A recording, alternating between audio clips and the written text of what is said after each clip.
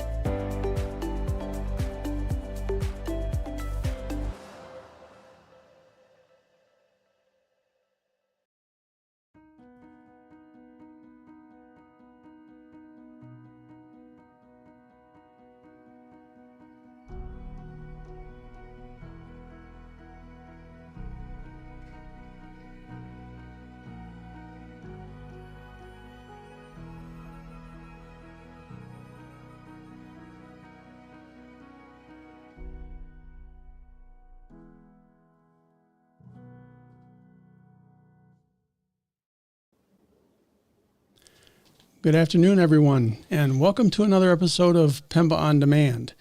We're really excited to have you here with us today, and we're excited to talk with you about the dual role of AI, enhancing medicine and personal lives. I just want to remind everybody that today, again, we're using a combination of Zoom technology, live streaming onto YouTube, and I think this will give us a great opportunity to reach a larger audience. For those of you who are on the YouTube channel, you can put comments and questions into the comment section, and we will be having a question and answer period. We will be having a question and answer period to address those. For those of you on the Zoom call, you can also insert comments, and Dr. Castro and I will be taking the opportunity to address those. So please take the opportunity to do that, and we will be getting to your questions later on in the show. As I mentioned today, I'm very excited to have as my guest Dr. Harvey Castro. Dr. Castro attended medical school in Texas and did his emergency medicine residency there as well, and began working as an emergency medicine physician. He then attended the PEMBA MBA program at the University of Tennessee, graduating in 2020. Shortly after he completed his residency, he became involved in not only practicing emergency medicine, but also the business of emergency medicine. And the reason we invited Harvey on the show today is to talk a little bit about his experience at PEMBA, but also to talk with us about how he found artificial intelligence and some of the really fascinating things that he is doing in the area of AI, the areas or the achievements that he's already has to his credit, and the expertise that he's developed. As you'll hear in the interview, Harvey has, over the past 2 years, really jumped into artificial intelligence with both feet, and he's done some amazing things. He's doing some consulting work, both nationally and internationally. He's an author, and I'm really excited to welcome Harvey to the show today. So Harvey, welcome to PEMBA On-Demand. Thanks for having me. It's been an honor to be back at our old school. Well, it's great to have you here. I wonder if you could talk for a few minutes about your experience at PEMBA. I know that from our conversations and preparations for the show, you had gone into different aspects of emergency medicine, sort of the business of emergency medicine. And I wonder if you could share with us a little bit about what prompted you to seek an MBA and what you were looking for from that experience. Great question. For me personally, I'm turning this off. It was all about learning. All of us are physicians, healthcare professionals, and there's this scientist in all of us. And as I had already started over 30 companies, at that time I had 350 employees. I had a billing company, staffing company, 7 emergency rooms, and 1 micro hospital. I felt that I was negotiating different contracts with different payer systems through my marketing company and also through the billing company. And I thought, I need to know the science. And so that really was the thing that pushed me to go get my MBA. I felt like I knew how to do X and Y, but I didn't know why I did it. And going through the program really opened my eyes, said, okay, now I see why I would negotiate a certain way or why I would do X and Y. And my friends told me, Harvey, I feel like you have a straight MBA. And I said, yeah, but that doesn't count. Fast forward when I knew I was going to sell the company, no one would know. They would just know me as Dr. Harvey Castro. They wouldn't associate with me as the business. So I really wanted to have that MBA so that way I could say, no, Harvey Castro knows medicine, but now also knows business. And ironically, because of AI, that ended up being 3 things now that I speak about. Great. So when you first attended the MBA program, Was there anything that, as you finished the program and graduated from the program, that you got out of the program that you really hadn't anticipated? Oh, that's a tough question. There were several things. Um, we all think we know X and Y, but then when you really go into it, I didn't expect me personally to enjoy marketing as a class. I really enjoyed it a lot, and knowing the science and the psychology, I was doing a lot of that, but to actually dive into it, that actually surprised me how much I learned. I don't want to say I was cocky, but at one point I thought, okay, I know all this stuff. But then going into the science and the theories and the different journals and really diving into it deeply, being able to take that knowledge and then apply it. And because I still own those emergency rooms into marketing was great. And then ironically, the pandemic hit that year, and so it was really important for me to use all those skills. Great. So has the marketing knowledge that you gained from the MBA helped you as you have started doing more work with AI? For sure.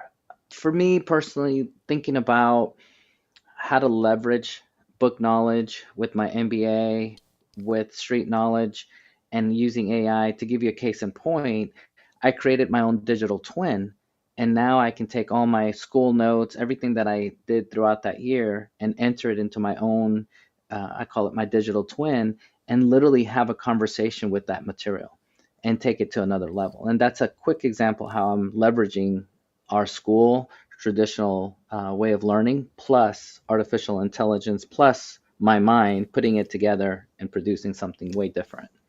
That's great. That's great. Well, it's great to. I love hearing stories from other alumni about the value that they found in the PEMBA program. Have you had the opportunity to talk with other physicians who are interested in or trying to make the decision about whether or not to pursue an MBA? For sure.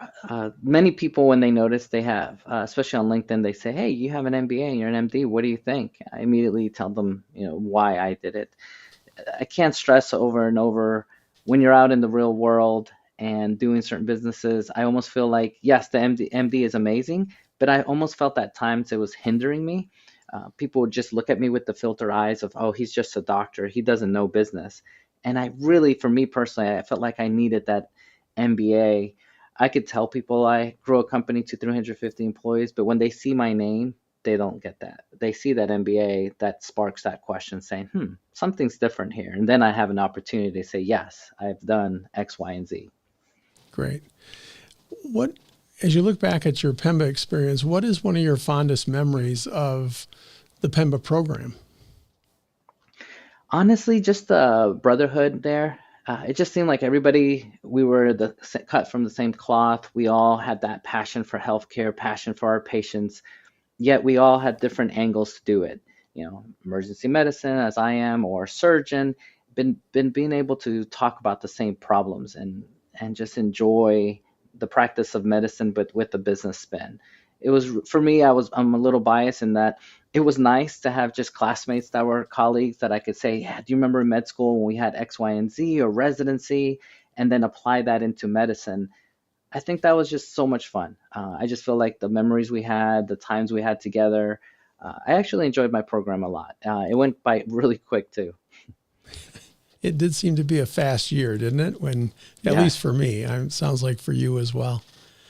Well, thank you for taking the time to share a little bit about that experience. Now I'd like to focus on the reason we have you here, which is not to talk about your PEMBA experience, but to talk about AI and how physicians can use it both professionally and and personally.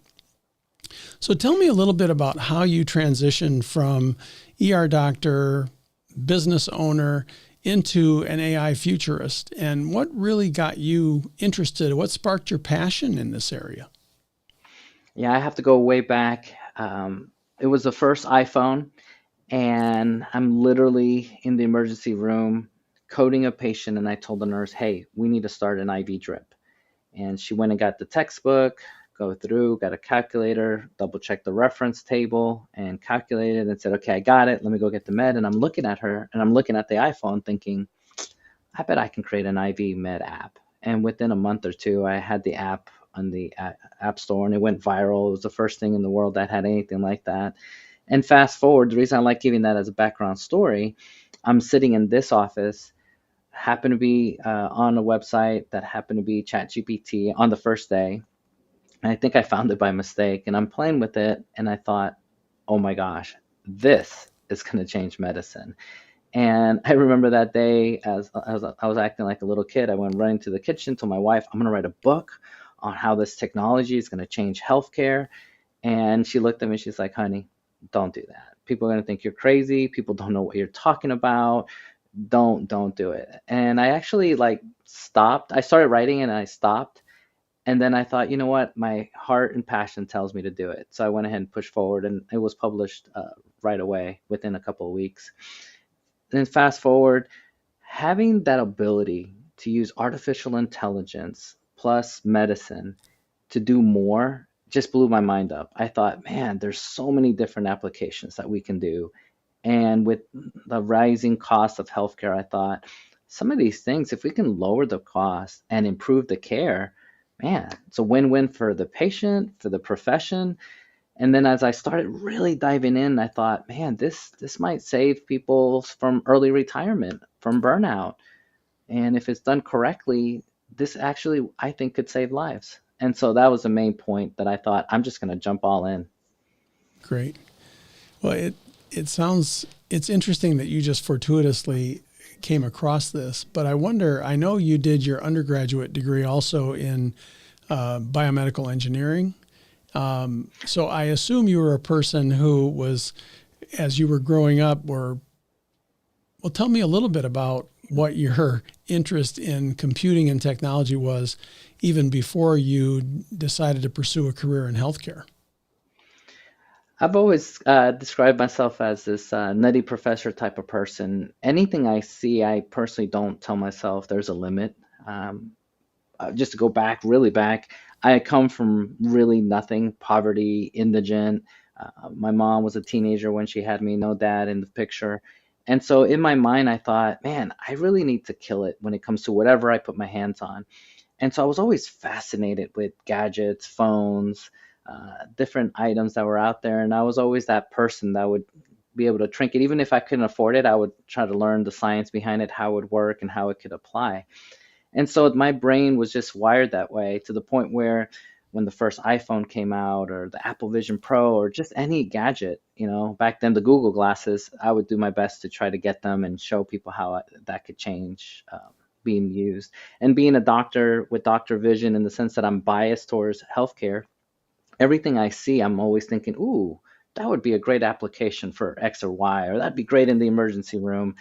And it's given me pretty much an advantage because now literally countries around the world are calling me saying, hey, Harvey, we want to know how we could use X on AI or this or that. And it's been fun because I'm able to now leverage my MBA degree, my MD degree, and now my AI and creativity, put it all together. And that's what I do.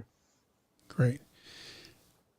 So maybe let's talk a little bit about how AI in its current state is able to enhance the professional lives of physicians as well as spilling over into their personal lives and allowing us to enhance that aspect of our lives as well. Yeah. On the professional side, I can speak from other emergency rooms out for people listening out there that are ER docs. We're human being. 2 in the morning, 5 in the morning, I'm probably not the best compared to when I first wake up or the first 12 hours of my day. And so to be able to have a technology like AI to leverage and help me and be that peripheral brain is huge. Case in point, if it's 2 in the morning, being able to have AI to double check my work to say, you know what, the differential diagnosis is XYZ, and me to think, no, that's not one of them. But on that rare occasion that it says, wait, have you considered this one? And for me to think, you know what, I probably need to go back into that room and now do the special physical exam, or I may need to add XY lab. I think that is huge. I'm not saying that I'm dumb, that I'm dependent on AI. I'm saying that it's human plus AI. It's going to beat the best human or the best AI. It's working together that it's going to give us great outcomes. On the personal side, I'm going nuts on AI. Everything I do, I've made it work. I've purposely made it into my workflow where everything I do has AI. Anytime I present, all the pictures, the videos, the animations, even the way I speak, how I say it, all has been run through some type of AI to tell me, hey, these are the best fonts, these are the best colors, these is the best way to present. Actually, about a year ago, PIMBA asked me to give a presentation to an executive board, and I asked PIMBA to give me a list of those people that were I was presenting. I think it was 20. I took my current presentation, fed it into ChatGPT, and I told ChatGPT, here are the 20 people. Make sure that in my presentation, I'm able to give examples specific to the audience. And so then it revamped the PowerPoint. And when I presented, I literally was giving examples to the audience. And that was a way that I personally was able to use it. Other ways that I've personally been able to use it, just everything, any type of problem, anything I'm dealing with, I ask ChatGPT, hey, how does this work? Give me a different angle. If I'm reading a certain book, I would say, hey, give me the book, but then tell me what's not in the book. What angles are outside of the book? So I'm able to complement. Last quick story would be I'm on YouTube. I love TED Talks, and I'm able to use AI to extract the talk, look at the transcript, give me the key points that I need to know, and then have a conversation with that TED Talk. So that way, by the time I'm done, even pressing play for the TED Talk, I've already had a really deep understanding of the topic and then taken it to another level. And so these are just quick examples how I'm using AI personally and professionally. Have you talked with physicians that are, and I guess I should ask too, are you still practicing as an emergency physician? I know that's one of the questions we didn't cover in our ramp up to the show. Yeah, recently I've transitioned now towards just telemedicine because my schedule has been spread so thin. For example, next week I'll be in Africa, and then in 2 weeks after that I'll be another part of the world. So it's just constant moving. So there's no way I could continue to be in the front lines. So have you talked with physicians that are using this large language model to help them in the context of patient interactions? Yes, I've seen the bell curve. I've seen some physicians saying, I'm not ready for this. I don't want it in my practice. And to the point where they've told me, if this is in my practice, I'm going to retire early, which is interesting. I've seen the other side of the bell curve that is talking to the hospital administrator, asking me, hey, how can I get this incorporated into my med school? How can I get it into my workflow? And they're all in. They want to see how can they leverage AI to change their medicine. When it comes to specifically talking to patients, I'm a little bit hesitant and worried because as a physician teaching another physician or healthcare professional AI, I'm not worried because at some point I know they went to school, they got certified, they got credentialed by the state, and they understand medicine. And so anything I say or AI says, they know what it is correct or what's incorrect, or at least know how to go down that, navigate those waters. When it comes to patients, I'm worried because AI, specifically ChatGPT or all the different AIs, sounds so convincing to the point that it's not like going into Google and quote unquote asking Dr. Google a question because they know it's a blog or there's different things mixed in there. The problem with AI, I'm worried about patients when they ask a question, it could be totally hallucinating, totally wrong, and it sounds so convincing that the patient will think, oh no, this is correct. And then taking that to the next level, I'm also worried about the newer generations that may think, you know what, this is the gold standard. AI is going to get this right, when in reality, it's wrong. And so I'm out there right now teaching doctors, hospital systems, patients how to use this correctly. Well, it's interesting that you bring that up because we've certainly seen the number of advanced practice professionals, PAs, nurse practitioners, who are now practicing.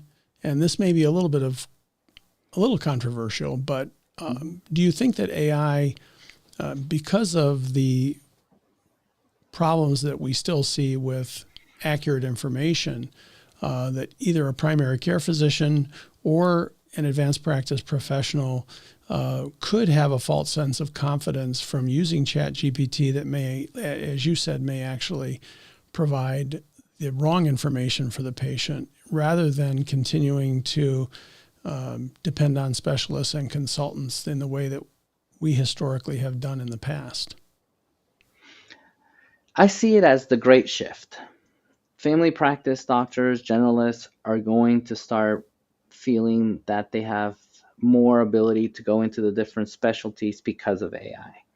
Case in point, we've all heard of these amazing dermatology applications where you can take a picture of any ailment and give a little description, and it'll say, that's XYZ, that's squamous, that's by basal cell carcinoma. And so, because of that fact, I really believe that, especially the physicians that are in the outskirts of the major cities, that have a hard time sending patients to the city or referrals, let's say 2-3 hours away, that because of AI, they're going to start encompassing more different specialties, or at least trying to. It's a fine balance. On one hand, they're helping the patient. On the other, that's where your physician license comes into play. Does that physician feel comfortable with the data that they're getting, taking it in, as opposed to saying, no, that's incorrect? The common example we all know is when we get a potassium of 12 and we're looking at the patient, we're like, we know this is the wrong lab. There's no way this is correct. That's the same feeling that we should be able to look at AI and say, this isn't correct. I'm not going to use it, or this one is correct. And that's where, again, there's another bias of mine. I feel that the best clinical physicians out there are the ones that are at least 5 years to 10 years out, that have that clinical gestalt to say, in my practice, I see this and I see this, and is able to balance AI plus what they understand, versus a newbie coming through that has no clinical gestalt, just hasn't had that experience, and all they know is AI. Then I feel that they're going to be biased towards AI. And so that's why in my mind, I think it's the best ones are the ones that have been in the profession, but it's taking this new information in and it's able to balance. Thank you. So before we get into we're getting some questions and comments in the screen. So I'll switch to that in a few minutes, but I wanted to ask you one more question. One of the big challenges we see, one of the areas of harm to patients is around heuristics and making a misdiagnosis or missing things. Could you talk a little bit about your vision for AI in the respect of how it can help medical professionals increase the accuracy of their diagnosis when they're faced with a patient who has a fairly unusual presentation? So this, my brain just blew up in different ideas. There's two main things in AI. We have something called structured data and unstructured. And just to keep it simple, think of all your radiology reports, all this AI. When we think AI, a lot of people, especially doctors, think radiology. And that's a quick example that the AI is doing a great job. These non-specific nodules that we get X-ray reports all the time, AI now is able to look at those and say, that isn't non-specific. In 10 years, that will be cancer. And so it's quite interesting how us humans, in a way, look at it and say, no, we can't know that. But they've been able to go back and look at all, millions of these X-rays and say, no, these particular ones have this kind of characteristic, and the AI can pick it up where the human eye may not. And so that's one quick example how this could help. On the non-structured data, that's the one that gets a little hairy. You would think that when we go into the EMR, all that information, there's millions and millions of records for a patient, that would be easy to go through. Yes and no is the answer to that, not to sound political, but to that point, that's how I think we will be able to leverage AI. I know personally when I was in the emergency room and taking care of some HIV patients, they had multi issues, and I had to make sure that I had a balance and what drug and what not to use. This is where AI, I think, would do a great job to be able to take all the factors and say, this would be the best treatment. And then me as a human to go look at that and say, yes, no, let me do some more research. But that is the way that I think we'd be able to leverage AI to really save lives, to help. Another quick example is personalized medicine, the genome. If I map your DNA, my DNA, and I come to see you, doc, and there's so much information, how do you go through it all? But if we fed it through AI to extract, to say, look, here are the key concepts, here are the key core things because of its genetics, and then being able to, like, simple example, the P450s and how that metabolizes me versus you, but been able to use AI to really give me that example and then give you a list of drugs, because you and I know when we look at certain drugs, there's 3 or 4 that we can pick from and we don't care. As long as one of those 3, we're good. But what if the AI said, look, out of those 3 in your brain, yes, they're all the same, but this one over here will give that patient better yield and lower dose. And that's something that you and I really can't do. And it changes so quickly that AI Hmm. can take that data and dissect into something simple. Great. Well, thank you for that explanation. I'm going to switch over to some of the comments right now. So Don Leiter had a question here about the, let me scoot back to that one. Had a question about how we can tell if the AI applications are AI or some other approach, for example, programming algorithms. Yeah, that's an interesting one. Right now, I feel like there's a lot of companies out there, because AI is a buzzword, that they're saying, oh, we have AI, we have this, but in reality, is it really AI? Is it just something very minor? So I caution everyone to make sure that this isn't just a marketing play, to make sure that it Mm-hmm. really is AI. And then the other part to this is it depends on the user. Someone that has not been exposed to many things, they may look at something and be like, wow, that is amazing. Yes, that is great. But then someone that has been really diving into this technology and looking, be like, no, that ChatGPT could probably do that same thing. They're just kind of fooling you, which, not to pivot too much, but I think that's why it's so important for all of us to really understand AI, because all of us at some point, we're working at a hospital level, we're working with the C-suite. And so the more we know what to ask the vendors, what things to do, the better will be for us as a society, as physicians.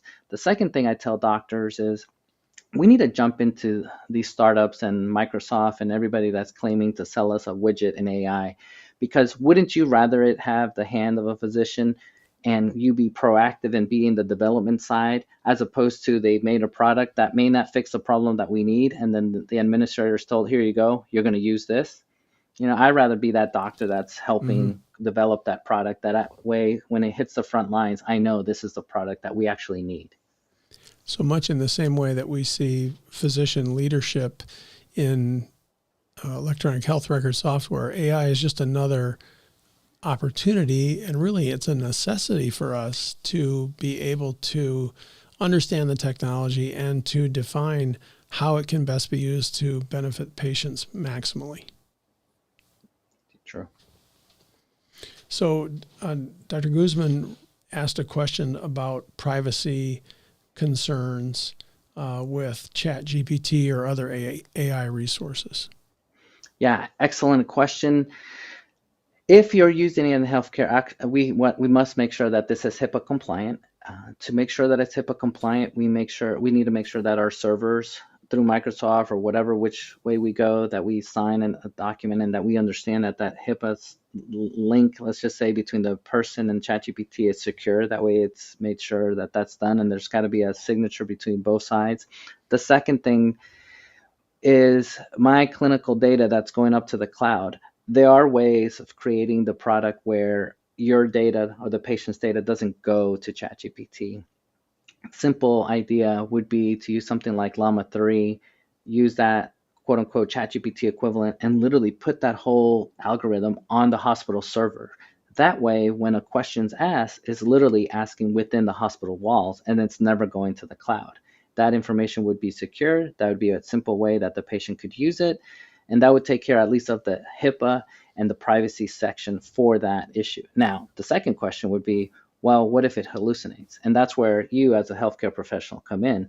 I'm always telling my patients, you can use AI, but whatever output comes out of it, I need you to run that by me so that I can look at that and make sure I give it my blessings and say, Mm-hmm. yes, this is correct, and move forward with it.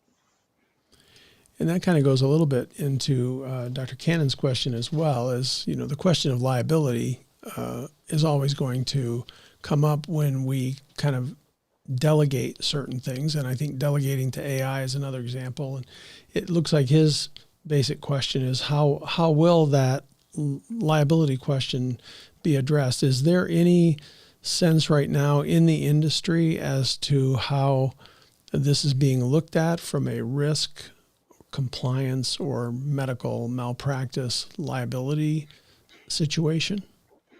Yeah. When I give my talks, I say we will be sued for using AI. We'll be sued for not using AI. We'll be sued for both. And let me explain. This is such a new technology that at the end of the day, what I tell all my physicians is regardless if you had a say or not in using AI at your hospital system, because some hospital administrators say, here's the AI, and you're going to go with it, you had no say. And the AMA is actually against doing this. I worry that at the end of the day, the doctor, no matter what, will be held responsible. So I'll say it again. The doctor, all these cases will be held responsible. Why? Think of it as if you get an x-ray, CAT scan, blood work, and you're like, that's wrong. And then you document why you think that's wrong. The same thing is going to happen with AI. And that's one way that we'll be held to that standard, because at the end of the day, you have the license, not the AI. Second part to this question, when you think about it, when I said damn if you do, damn if you don't idea, basically is as follows. Let's pretend I have a friend of mine that has a emergency room that has an LLM that as soon as the patient walks in, the large language model is able to read the CAT scan in real time and text him and the radiologist as soon as that CAT scan has been read by the AI before the human being has had even a chance to look at it, and calls it and saying, this is a patient with a stroke, text the radiologist and says, hey, put this at the top of your list and make sure you look at that. Pretend there's a hospital across the street that says, we don't want that. And that there's a adverse patient outcome where that person, they missed that head bleed across the street. I'm worried that there will be lawyers that are going to say, you know what, this is quote unquote should be the standard of care. People across the street are getting better outcomes. And when things like that, we start hearing that in the news, that is going to be a big issue for us as a healthcare profession, because what's going to happen is overnight, X or Y AI is going to become the standard of care. And that makes me really worried, because we got to make sure that us physicians are behind this. We're looking at the research that we can adequately say, yes, that is correct or not. So that's my answer to that. Okay. Thank you. Well, let me ask you a few more questions, and then we'll get back to some more questions and comments. And before we move into sort of our personal lives and how you feel AI can enhance, I'd like to get your take on how you see AI having an impact in medical education and training. Yeah, I'm going to reach out to my Apple Vision Pro, and I really think this is it. My favorite phrase in med school, and I'm sure we've all heard it, is see one, do one, teach one. And I'll never forget intubating my first patient and seeing one and reading about it. And then they had another patient next door and they said, here you go, Harvey, go intubate. And I remember freaking out, thinking, oh my gosh, I just saw it. I've read about it, but oh my gosh, I'm literally going to do this. And I thought, now that I'm holding the Apple Vision Pro, and I thought, wouldn't it be amazing for me to wear this, intubate over 100 times, see the different ways of doing it, have AI talk to this so that way it would look to see how well I was intubating or not, giving me real-time data points to say, look, you should try XY maneuver, try this or that. And then before I even touch the patient for the first time, being able to now intubate. And so to answer your question, I really think this is going to be one way to help us with our manual skills. The second is, what makes us great doctors is being able to compile information, use that into a clinical setting where we're like, oh, wait, this disease that I've never seen in my life is textbook. But if you've never read about it, my other favorite phrase is, we don't know what we don't know. Now using AI, and I know some doctors hate when I say this, but I truly believe you give me AI and a doctor, and I could probably get them through med school under 4 years, because I can give them all the different scenarios of how diabetes presents or XY disease, or I could use AI to analyze their USMLE and go through and see what cases were they missing, what areas were they short, and then have the AI make those questions and help them in those areas that they're weak at. It's going to be interesting to see. I even think about if we had robust AI during the COVID pandemic, and we know that it became a much different training environment for medical students, nursing students, and I have seen the impact personally of some of those changes during the COVID pandemic because people had less hands-on experience. And it is going to be interesting to see how AI can augment that training for not only proceduralists, but also people who are cognitive specialists by giving them access to some of the examples that you talked about. Well, let's pivot a little bit right now and talk about AI in our personal lives. I went to a lecture about a year ago where one of the lecturers was speaking about AI, and he predicted that within 12 months, every one of us would have an artificial intelligence personal assistant. So tell us about your view of AI in our personal lives, our kids' lives, our grandkids' lives, and how do you see that future? So, and this wasn't set up. This is all in real time. So I just want to let everybody know this is just perfect timing. I see the future as wearable devices. I'm not promoting this. I don't have any stock in this. This is the Rabbit R1. It doesn't have great reviews. But again, this is a question to what's going to happen in the future. I can literally hold a button and talk to this thing and say, hey, I'm giving a presentation on AI in healthcare. Write me a song. So just telling it, it talks to the AI and it makes a song. And then I would be able to implant this into my PowerPoint. When I'm giving PowerPoint presentation, I say I need a picture of a doctor using VR educating patients. And then within a minute, it'll give me that image. That's one way right here. Pretty simple. When it comes to our grandkids and kids, what are they going to have? I think that Apple Vision Pro will be as small as these glasses. These glasses, again, no stock in Meta at all, but these are Meta glasses, and I can take a picture of this screen, which I just did. I could take a video, but then I can say, analyze what's in front of me. So if I'm looking at EKG, I could take a picture and it could look at that EKG and analyze it. And so what I'm saying is our kids and all of us will be able to use these things and have artificial intelligence. Battery 92%. I don't know if you just heard that, but it just said my battery power. And I can have a conversation. So if you ask me a question, I can ask ChatGPT in here to talk to you and give me the answer to what you're asking me. And so now being able to leverage AI with this and able to give it to you. There's going to be newer renditions that I've already seen or about to hit the market that will have a digital display in real time. And this one just hit the market, and they're called Brilliant Labs. But basically, I'm going to hold them. It has a little LED light in here or LED screen, and anything I ask the question, instead of me hearing it, it puts it on the screen. If I'm looking at a wine bottle, I'm like, hey, what kind of wine is this? I can look at it through here. It'll see what kind of wine glass and then tell me what type of wine, how it's made, how much it costs, where it's from, the combination. And so these type of things, I really think that is the future. It's going to be very seamless. Going really into the weeds, ChatGPT just purchased, kind of think of it as a tech support company. And what I see coming pretty soon is you would have ChatGPT on your computer, you're having an issue, and then ChatGPT is already on your computer, can go through and analyze, oh, here's the error, here's what it is, and fix it itself. I verbally soon will be able to just talk to my computer. Windows, the next rendition of Windows, are going to put Copilot in there. And what does that mean? For example, let's just say I wanted this picture that we're doing today, and it'll say a certain format. I could tell AI, convert this into a movie, and just with my words, it would convert this picture into animation. So it's just so many different things that you can start doing with AI. So there's obviously a lot of upsides, as there has been with almost every technology that we've adopted in our society. Let's talk a little bit about some of the considerations that you feel we need to take into consideration to try to minimize the downside risk. And we really haven't been talking about autonomous AI. We're still talking about that interaction between a human and an AI.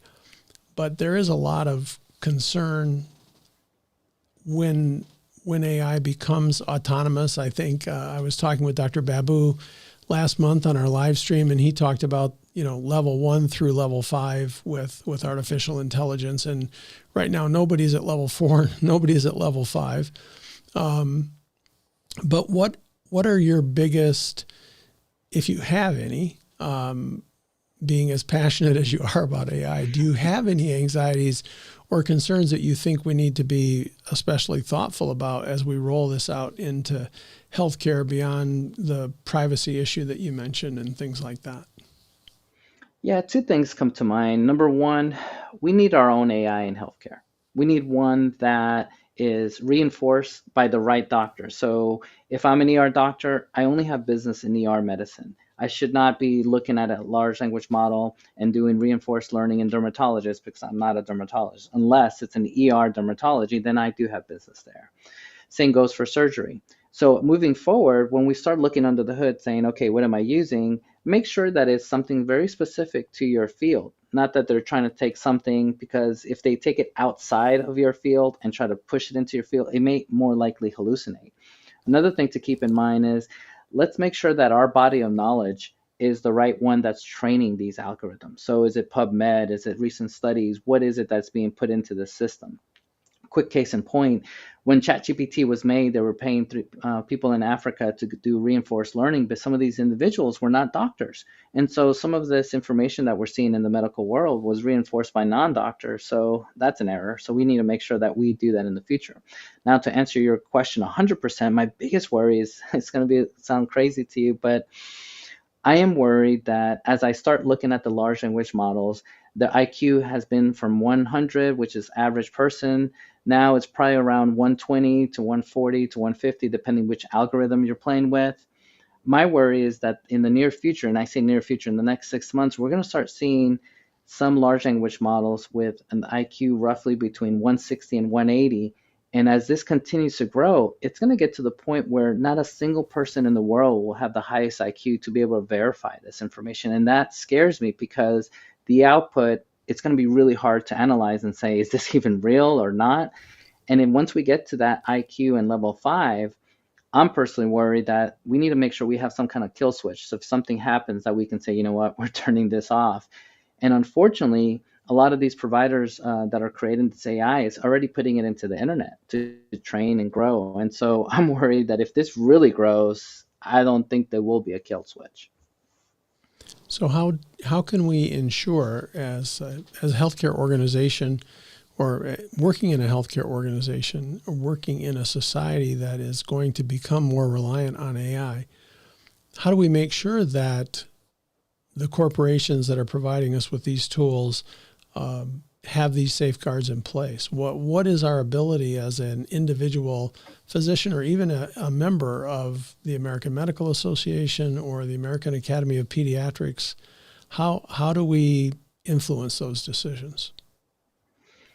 Number one is we need, like I said earlier, we need you to be part of the development. We need you to make time to be part of the next change, the next widget that's coming out. Because if we're in the front lines, guiding the companies, telling them focus on this problem, work on this, make sure we're this, then we're guiding the process, as opposed to some non-clinician that's never touched the patient saying, here you go, here's AI, go with it, and it may not fix it. So that's one. Second, I think our government is starting with the executive order to make sure that we're having some safeguards in place. And when I look at safety in AI, I see it in three areas. I look at what Europe is doing through the GDPR.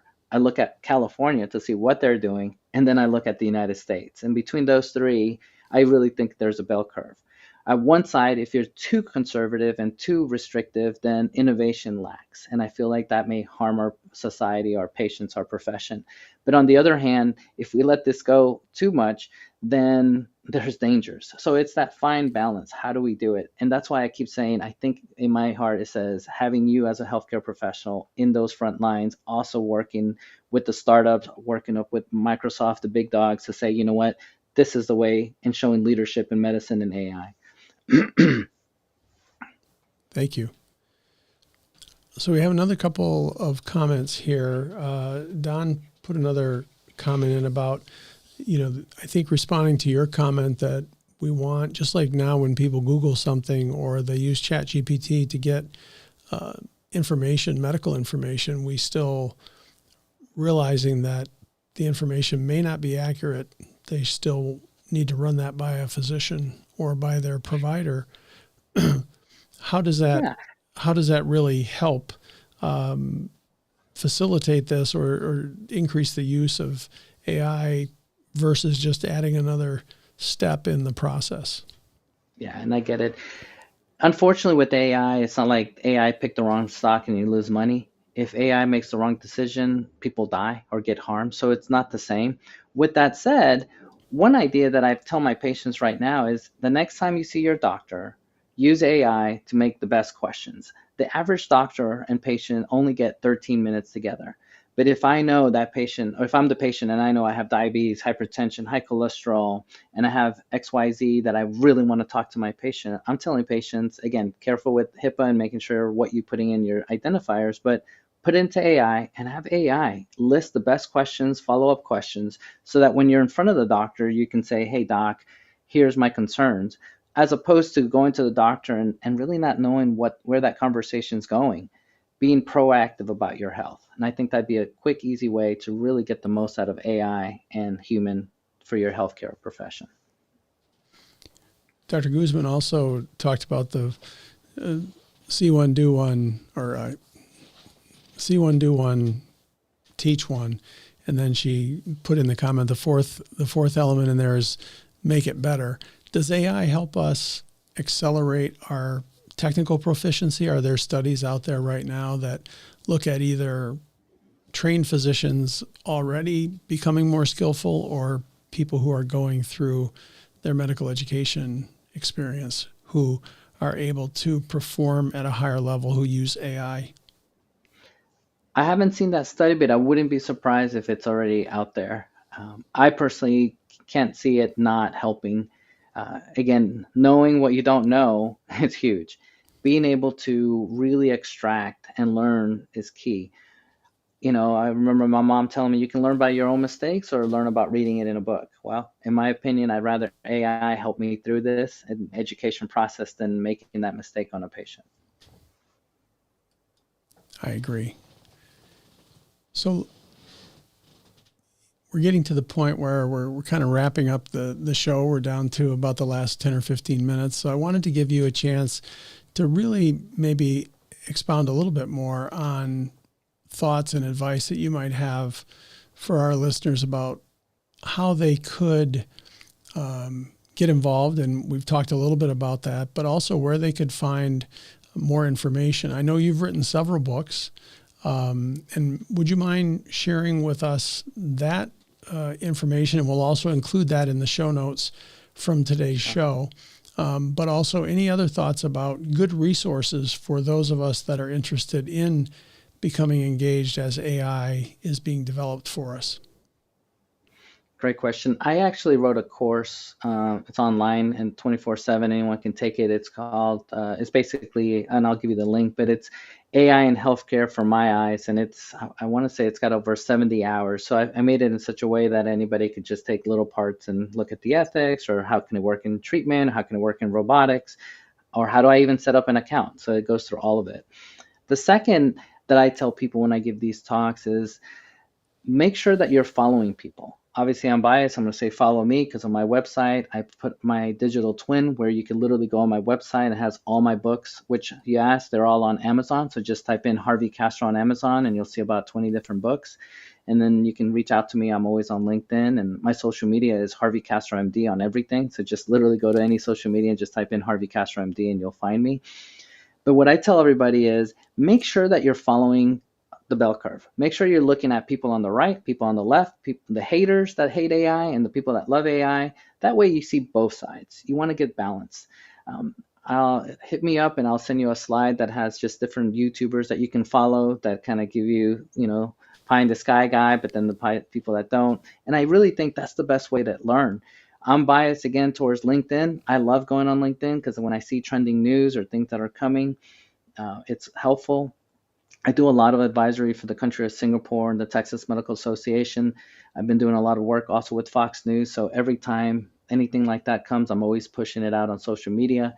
I'm really big on teaching people how to use these devices in real time. One of the examples I've been saying is, this little device, again, it's not the greatest, but in the near future, we'll be able to take a picture of an EKG, analyze EKG, and it could call the STEMI team to come in and take care of our patients. obviously the iPhone can do it, but this thing is $200 versus spending $1,000. So these are different ways that we can keep up with technology. Great.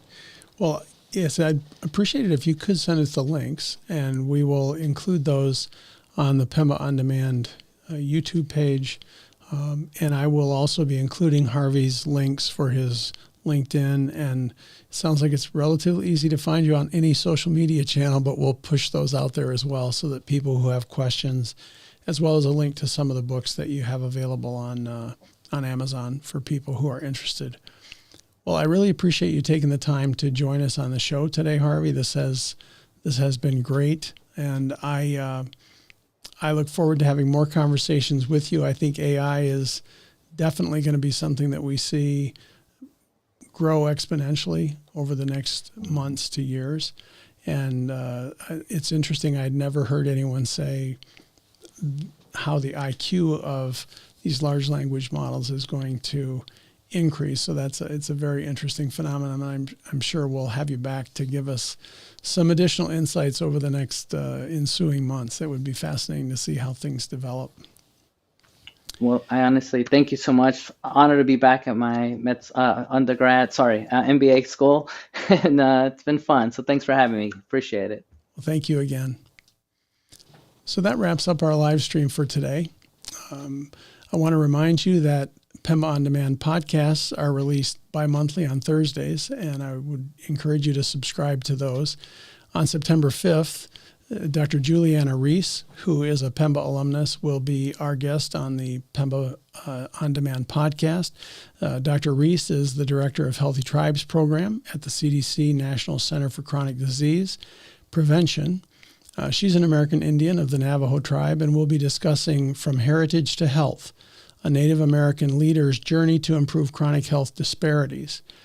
Our September 19th, 2024 show will be a podcast featuring this content from our live stream with Harvey on the show. So please tune in to that if you would like to listen to that again. And as I said, we will include information for you regarding that show as well. On September 17th, I will have Dr. Jay Greiner. He will be presenting on The Path to Excellence, a physician executive's story of challenges and successes. And in the October live stream, Dr. James Calvin will be presenting, and he will be talking about quality improvement and innovation in his experience. So thank you, everyone, for joining the show today. I really appreciate you all taking the time to join us, and I look forward to having you on our next live stream. Please don't forget to visit our website, our YouTube channel at youtube.com/@PEMBA On-Demand for the schedule of future live streams. Tom Brown will also be sending those out to your email. Don't forget to subscribe to our channel and click the notification bell to be notified of our upcoming live streams. And you can find our podcasts on any of the podcast players. So please take the opportunity to subscribe to those and like those so that you don't miss any of the episodes. A special thanks to Dr. Leiter, Tom Brown, Kate Ashley for their help in putting this together. And please reach out to me if you have any suggestions for content or if you'd like to appear as a guest on the show. We'd love to have you. Thank you very much.